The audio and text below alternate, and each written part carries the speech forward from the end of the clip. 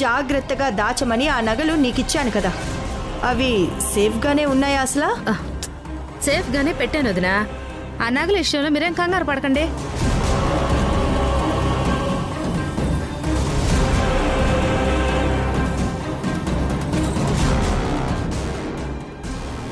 ఏదన్నా తేడా జరిగితే ఇద్దరం జైలుకి వెళ్లాల్సి ఉంటుంది.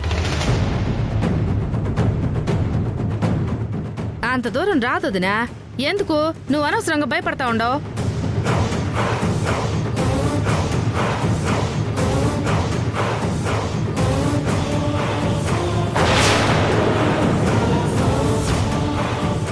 వదినా, సింధు పోలీసులతో చూడది. నేను అనుకుంటూనే ఉన్నాను అసలు అలాంటిదేదో జరుగుతుందని.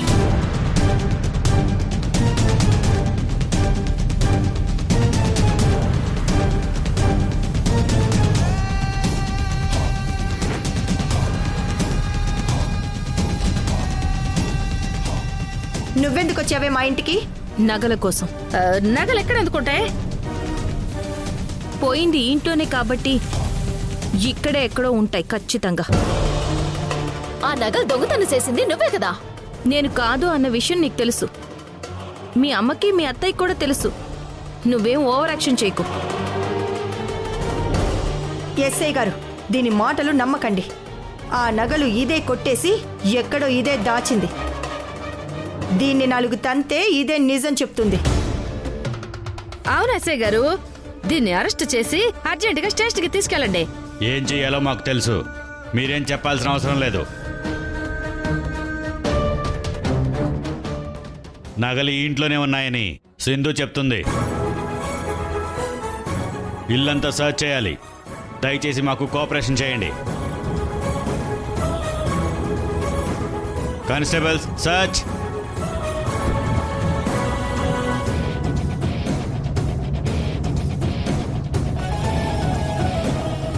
ఇంట్లో నగలు లేనప్పుడు మీరెందుకు దమ్ము అంత టెన్షన్ పడతారు? పోలీసులు ఇంటికొస్తే టెన్షన్ ఉండదా చంద్ర?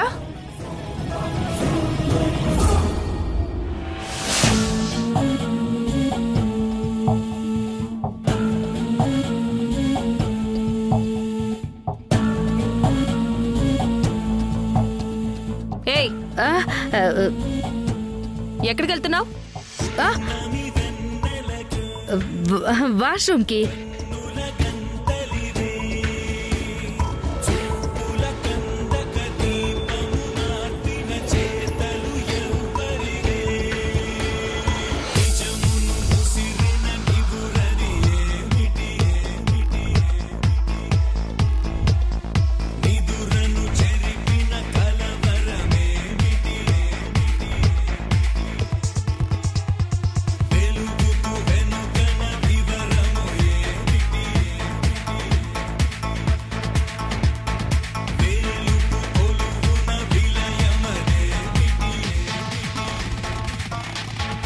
ఎస్ఐ గారు,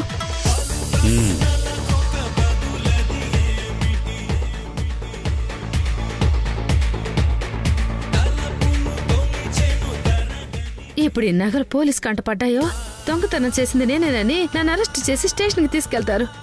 ఇప్పుడేం చేయాలి? పోలీసులకు కనపడకుండా ఎక్కడ దాచాలి?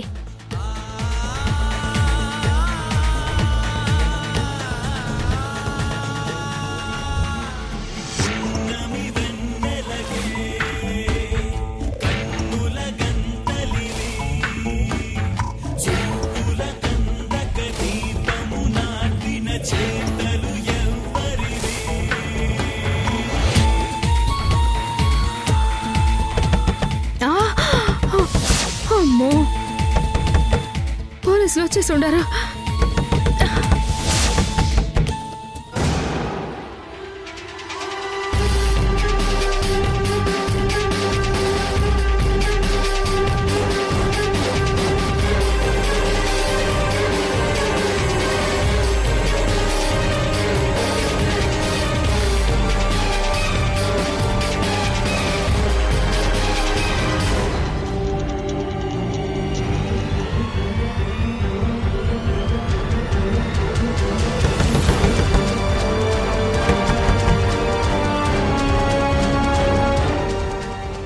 ఎంతసేపు కొడుతున్నా తలుపు తీరేంటి?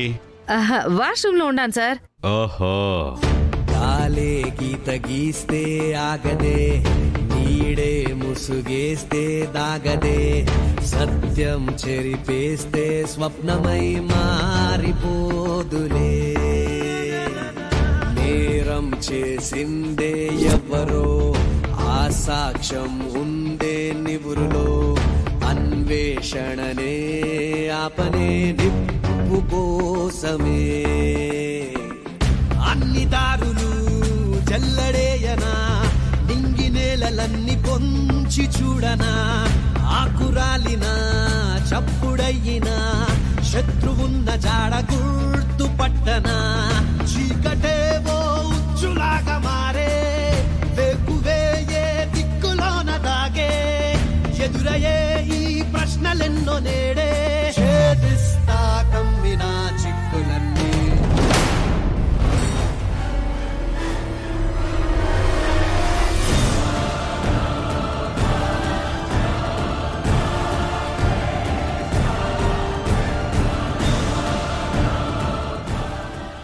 ఈ రూమ్లో నగలు లేవు మేడం.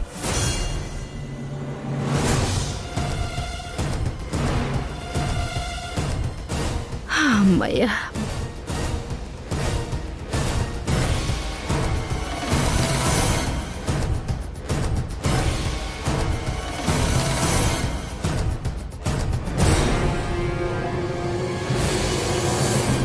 ఎక్కడన్నా దొరికాయా నగలు? లేదు సార్.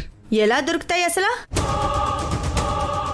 అసలు దొంగని మీ పక్కనే పెట్టుకొని మమ్మల్ని దొంగలంటారా? మర్యాదగా వెళ్తారా, లేదంటే నగల కోసం మా ఇల్లంతా వెతికి మా పరువు తీశారు అని కేసు పెట్టమంటారా?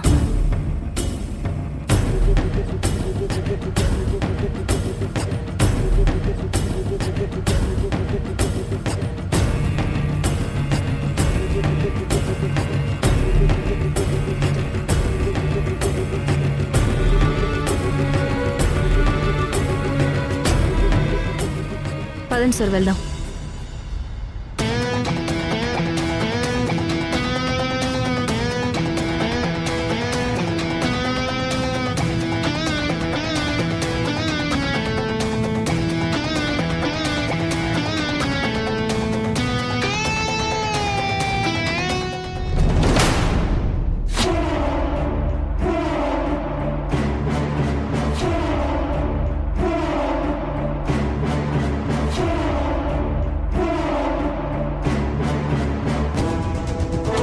దొంగతనం చేసిన నగలు మన ఇంట్లో ఉన్నాయని సింధు పోలీసుల్ని తీసుకొచ్చింది అంటే నాకెందుకో అనుమానంగా ఉంది.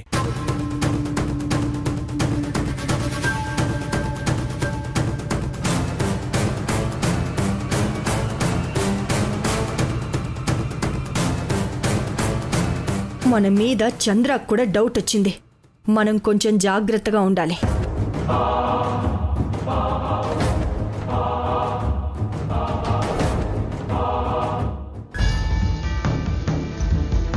మేడం, మాతో పాటు వస్తారా మీరు? మీరు వెళ్ళండి. Thank you sir. Okay madam.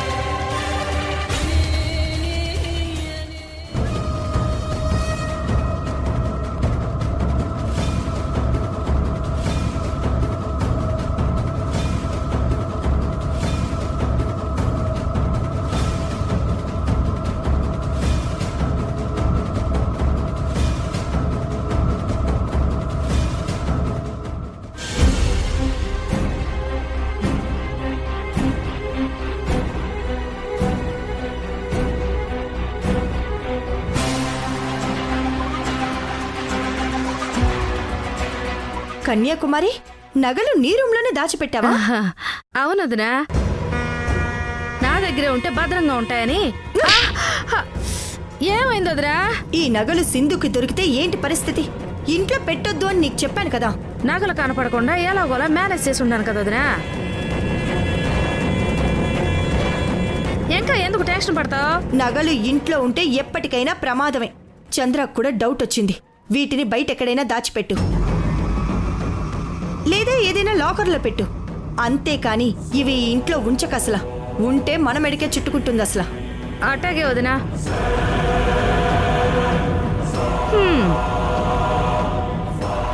నగలు ఇంట్లోనే ఉంటే అప్పుడప్పుడు వేసుకుని ఇవి చూసుకుంటూ ఆనందపడచ్చు అనుకున్నాను. ఆ అవకాశం కూడా లేకుండా పోతోంది.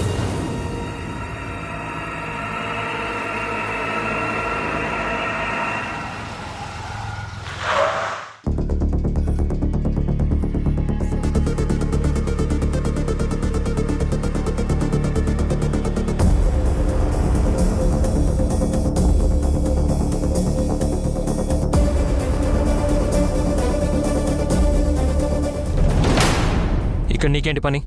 మళ్ళీ ఏం చేయాలనొచ్చు? నేనేం చేయలేదు, అంతా మీ అమ్మే చేసింది. మా అమ్మ ఏం చేసింది? కన్యాకుమారితో కలిసి సునంద మేడం దాచిపెట్టమని నాకిచ్చిన నగలు దొంగతనం చేయించింది. ఆ నగల కేసులో పోలీసుల్ని తీసుకుని మీ ఇంట్లో సోదా చేయడానికే వచ్చాను. మరి నగలు దొరికాయా? లేదు, మీ అమ్మ అంత తేలిగ్గా దొరకనిస్తుందా? దొంగతనం కేసులో నేను జైలుకి వెళ్లాలన్నదే కదా మీ అమ్మ ఉద్దేశం. ఆ నగలు మీ అమ్మ మీ ఇంట్లో దాచి ఉంటుందని నా నమ్మకం. అదే నిజమైతే న్యాయం నా వైపు ఉన్నట్టే. యష్, పిల్లలకి నన్ను దూరం చెయ్యాలని మీరు నా మీద ఎన్ని తప్పుడు కేసులు పెట్టినా, ఎన్ని దొంగ సాక్ష్యాలు సృష్టించినా అన్నిటినీ ఎదిరించి నిలబడి కేసు గెలిచి నా పిల్లల్ని దక్కించుకుంటాను. నీకు నిజంగా అంతరాత్మ అనేది ఉందా? ఉంటే నువ్విలా మౌనంగా ఉండవు. నా విషయంలో కోర్టులో ఆ జైలర్, ఖైదీ, మీ అమ్మ అంతమంది నా గురించి దారుణంగా మాట్లాడుతున్నా అవన్నీ అబద్ధాలు అని నీకు తెలిసి కూడా నువ్వొక్క మాట కూడా మాట్లాడలేదు. దానికి నేను బాధపడుతున్నాను యష్. భార్యాభర్తలు మనం విడిపోయాం, కానీ నీలో ఉన్న మంచి క్యారెక్టర్ని కూడా నీ నుంచి విడిపోయిందని ఇప్పుడే నాకు తెలిసింది. నువ్వు మీ అమ్మ నన్ను ఎన్ని మాటలన్నా నేను బాధపడ్డానే తప్ప మీ గురించి నేను ఏమీ అనుకోలేదు. మీ క్యారెక్టర్ని నేను ఎక్కడో ఊహించుకున్నాను, అది నువ్వు దిగజార్చుకున్నావు.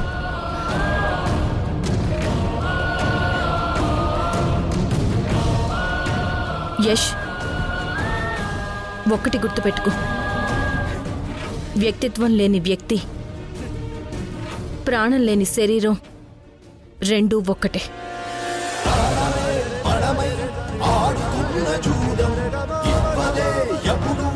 ఎవరికి ఎలాంటి గెలుపు, చావులో విజయం వెతుకు ఈ వినోదం. పొందదే ఎప్పుడు మేలు కొలుపు, మేలు కొలుపు. భగ భగమని ఎగసిన మంటలు ఏ కాంతి కోసమో, ధగ ధగమని మెరిసిన కత్తులు ఏ శాంతి కోసమో.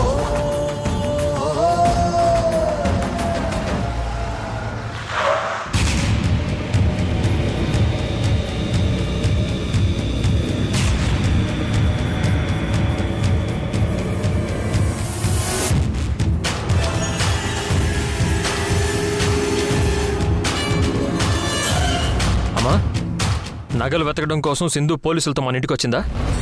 అవునరా. ఈ విషయం నీకెలా తెలుసు?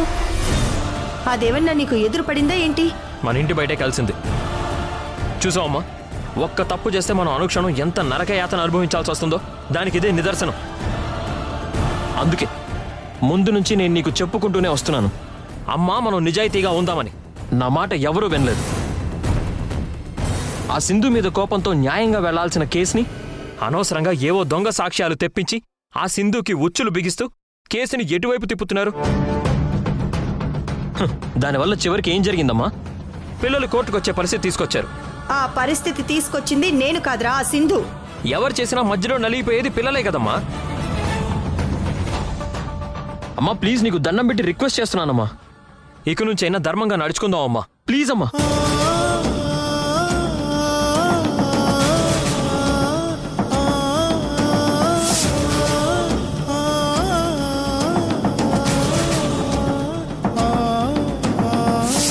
ధర్మం న్యాయం అంటూ పోతే పిల్లలు మనకు దూరం అయిపోతారు. ఆ విషయం నీకు తెలియడం లేదు. నేను ఏం చేసినా నీ పిల్లలు నీతో ఉండాలనేదేరా నా ప్రయత్నం. సంధ్య, సంధ్య! ఏం దావత? శశి మీద నాకు పూర్తి నమ్మకం ఉంది. అసలు రిషి గురించి ఎటూ తేల్చుకోలేకపోతున్నాను. జడ్జి ముందు వాడు అమ్మతో ఉంటాను అనకూడదు, మనతోనే ఉంటాను అనాలి. అలా అనేలా నువ్వే చెయ్యాలి. అలా చేస్తే నీకు మాట ఇచ్చినట్టుగానే యష్తో నీ పెళ్లి చేస్తాను. నేనదే ప్రయత్నంలో ఉన్నాను దావత. కాకపోతే రిషి మనసు ఇంకా పూర్తిగా మారలేదు. అదే నాకు కొంచెం టెన్షన్. మారుతుంది, మనం మారుద్దాం. నేను చెప్పినట్టు చెయ్యి. ఏం చేయమంటారు?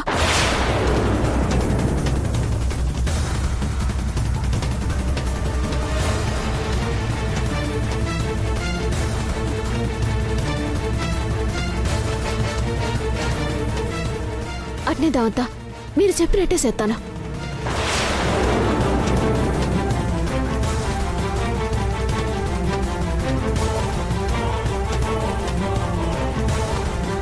ఈ దెబ్బతో రిషి సింధుని మర్చిపోవాలి.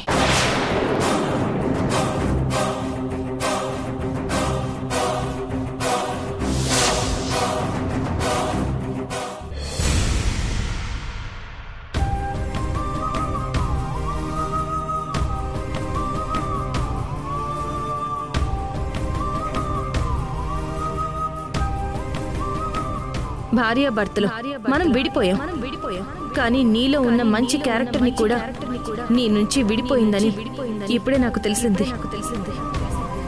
నీ క్యారెక్టర్ని నేను ఎక్కడో ఊహించుకున్నాను, అది నువ్వు దిగజార్చుకున్నా. వ్యక్తిత్వం లేని వ్యక్తి, ప్రాణం లేని శరీరం రెండూ ఒక్కటే.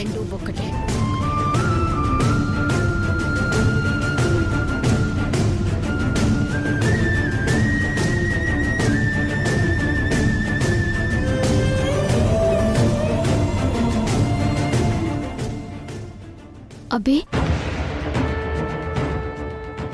ఏటబ్బే బాగా డిస్టర్బ్ గా ఉండున్నావు? మా అమ్మ చేసే పనులకి ఆ సింధు చేత నేను అనవసరంగా మాటలు పడాల్సి వస్తుంది సంధ్య. దావత్ ఏం చేసినా మీ మంచి కోసమే ఆలోచించి చేస్తారు కదా. ఏంటి మంచి? ఏంటి మంచి? కోర్టులో దొంగ సాక్ష్యాలు ప్రవేశపెట్టడం మంచా, లేకపోతే డాక్టర్ని కోర్టుకు రాకుండా ఆపాలని చూడడం మంచా? ఏది సంధ్య మంచి? చెప్పు. తప్పుల మీద తప్పులు చేస్తూ మన కేసు ఓడిపోయేలా మనమే చేసుకుంటున్నాం. నువ్వు ఫీల్ అవ్వకబ్బి, రేపటి నుంచి మీకు ఎలాంటి డిస్టర్బెన్స్ ఉండదు, అంతా సర్దుకుంటుంది. దానికి దావత్ మంచి ప్లాన్ వేసుండారు.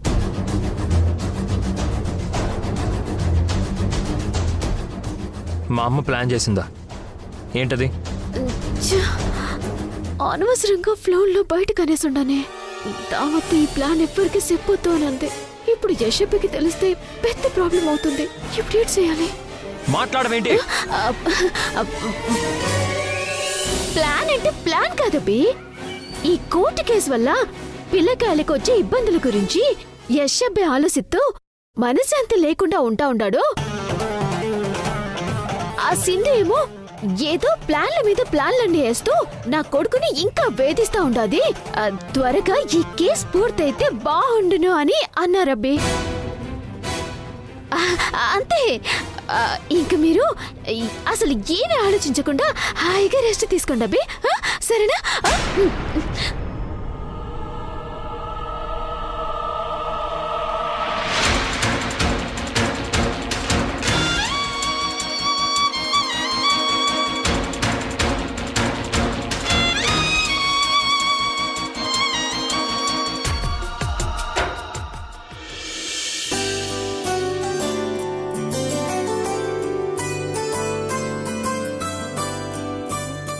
రిషి, నీ హోంవర్క్ ఇంకా కంప్లీట్ కాలేదా? లేదు శశి, నాకు స్పెషల్ హోంవర్క్ ఇచ్చారు కదా, అదే స్టార్ట్ చేస్తున్నాను. స్పెషల్ హోంవర్కా? ఏంటది?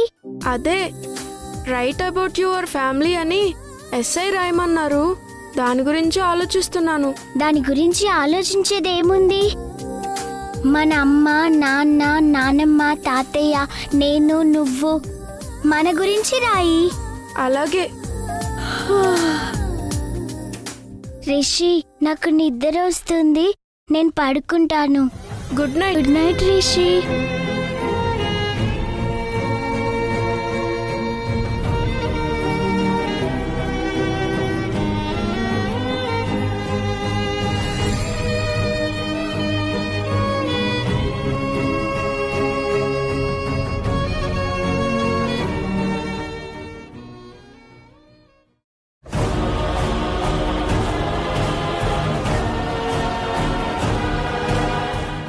నగలు నీ పనిలా కాదు, చెప్తాను రా. రావే రా, నిన్ను వదిలిపెట్టే ప్రసక్తే లేదు. రావే.